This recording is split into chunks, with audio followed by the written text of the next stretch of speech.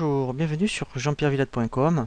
Je vous propose un nouveau tutoriel sur EBP Gestion Commerciale OpenLine sur la création des familles fournisseurs et des fournisseurs. Lorsque vous commencez un dossier sur EBP Gestion Commerciale OpenLine, quand vous avez commencé la création du dossier, vous pouvez commencer par soit les fournisseurs, les familles clients ou les articles. Moi, je vous conseille vivement de commencer par les fournisseurs, puisqu'en fait, après, lorsque vous créez les articles, il y a possibilité d'affecter des fournisseurs à des articles. Donc, si vous n'avez pas créé au préalable les fournisseurs, c'est assez fastidieux de créer les fournisseurs en même temps que les articles. Donc, la première chose que nous allons voir également, c'est avant de créer des fournisseurs, c'est de créer des familles fournisseurs. Alors, l'intérêt de créer des familles fournisseurs, c'est de pouvoir appliquer certaines informations automatiquement de la famille au fournisseur et au niveau des statistiques.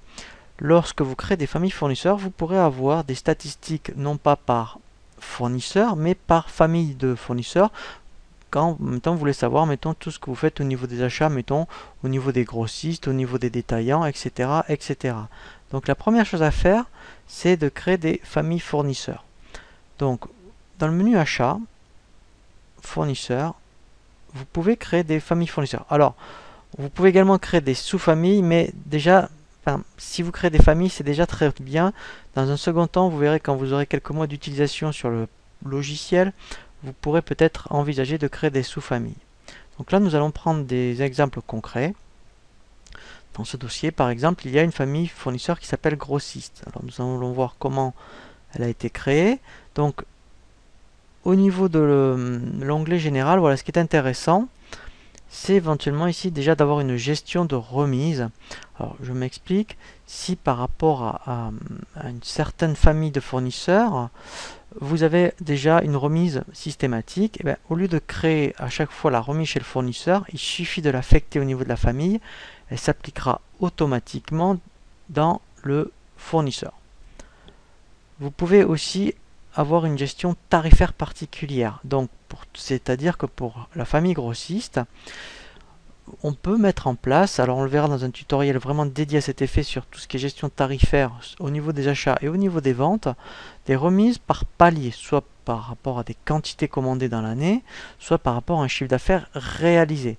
Mais dans un premier temps, c'est très bien de créer une famille et éventuellement d'affecter une remise si vous en avez une qui est affectée automatiquement, mais au moins de créer une famille.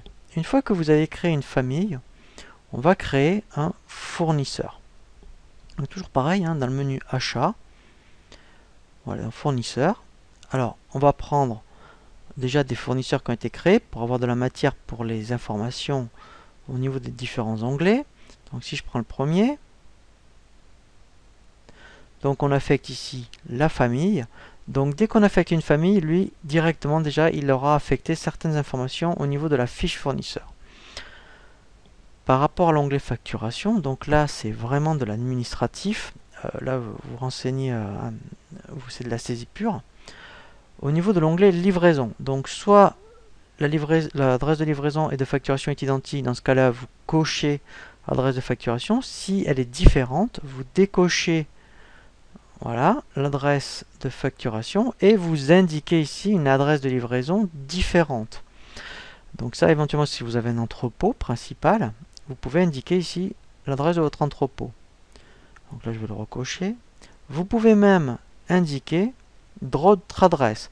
C'est-à-dire si vous avez différents entrepôts, mettons, vous pouvez ajouter autant d'adresses que vous voulez. Donc ça, c'est vraiment très très intéressant. Même pour une commande particulière, vous pouvez rajouter une adresse spécifique. Au niveau de l'onglet Contact, donc là par contre, tous les contacts que vous avez chez ce fournisseur, ça peut être un commercial chez ce fournisseur. Alors, on peut ajouter autant de contacts que l'on veut. Ça peut être après un responsable achat, le service comptable, etc., etc. L'onglet Gestion, c'est très intéressant.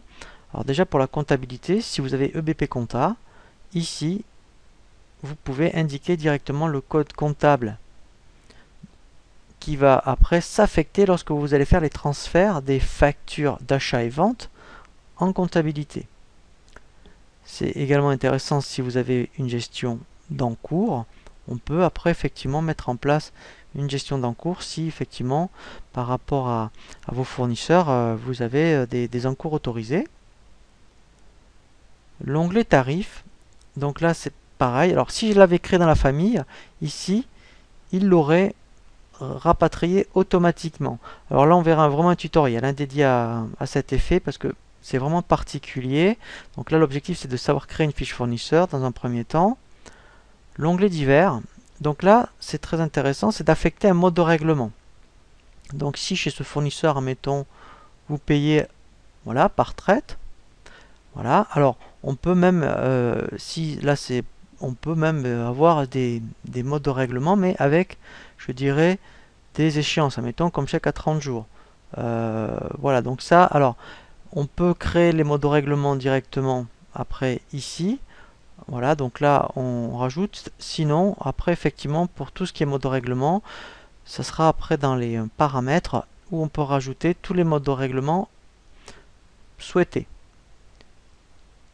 Et ensuite, là, très intéressant, donc dès que vous allez passer des commandes chez ce fournisseur, ici, vous allez avoir tous les articles que vous avez achetés.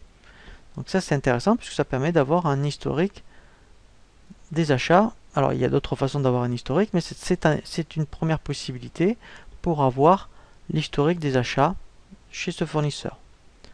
Voilà, donc là, alors, j'ai oublié dans Contact, voilà, donc là, je vais le supprimer. Voilà, et j'enregistre. Voilà pour le tutoriel sur la création des fiches fournisseurs sur EBP Gestion Commerciale OpenLine. Je vous dis à très bientôt sur jean-pierrevillade.com.